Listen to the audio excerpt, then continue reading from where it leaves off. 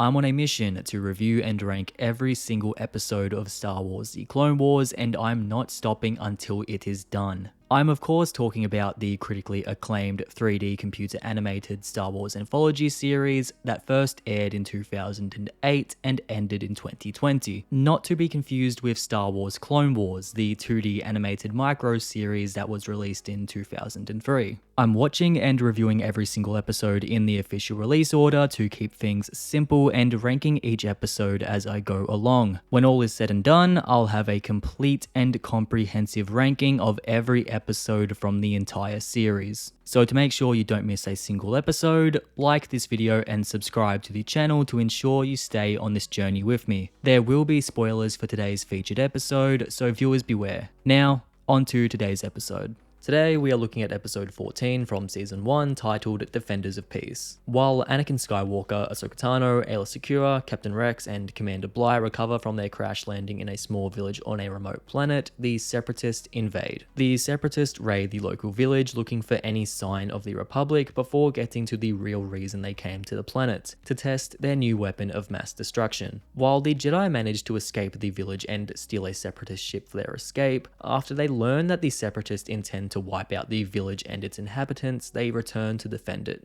The Republic defeats the Separatist attack, destroys their new weapon, and at the end of the episode, they finally have their way off of the planet. While Defenders of Peace isn't as flashy or impressive as the previous episode of this arc, it still provides plenty of great action along with some more introspective elements. The Separatist invasion of the planet brings forth a lot of interesting questions. The leader of the local village believes that if he simply doesn't resist the Separatists, then his people will be left alone. A fair assumption, of course. Yet even after it becomes clear that the Separatists will not leave without a fight, he still refuses to give them one. This is of course a very clear allegory for the real life examples of colonization that we have seen throughout history, but what makes it even more interesting is that this is a race choosing not to resist because of their beliefs. They are a peaceful people, they have gone generations without utilizing violence, therefore they believe it is the reason for their survival. They stand by these morals even when it becomes clear that they either have to fight or die. They would rather die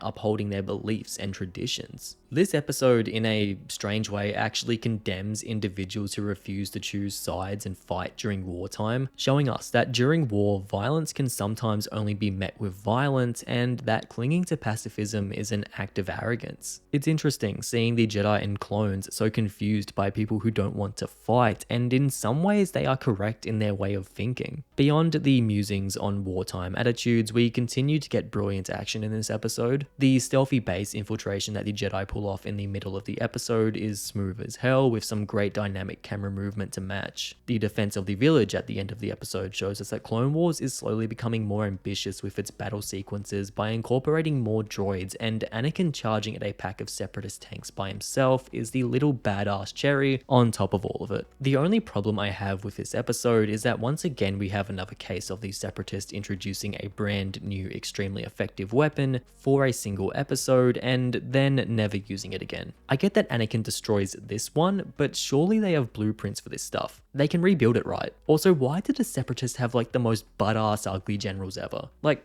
look at this slug. He's meant to be a respected general. Yeah, right. He does actually have this really funny speech in the middle of the episode where he's making this super passionate and political ode to a bunch of mindless droids. It's like if I were to start talking to my computer, but I guess my computer doesn't cheer and celebrate like battle droids. I have to admit their celebration is pretty cute. And finally, I love this little moment that Commander Bly shares with the villagers, continuing to prove that clones are much more than mindless soldiers. Defenders of Peace caps off a very solid 2-episode arc that serves up top-notch Clone Wars action along with some interesting musings upon fighting wars. The exploration of finding arrogance in pacifism is a unique angle for a series revolving around war, and its understanding of violence shows an unexpected amount of maturity for a show aimed at children. You get the brains and the brawn here. What more could you ask for? And that was Defenders of Peace. Ranking it against every other episode of Clone Wars I've reviewed so far, it currently sits at number 6. Will it hold this place? Only time will tell. And here is the complete ranking so far.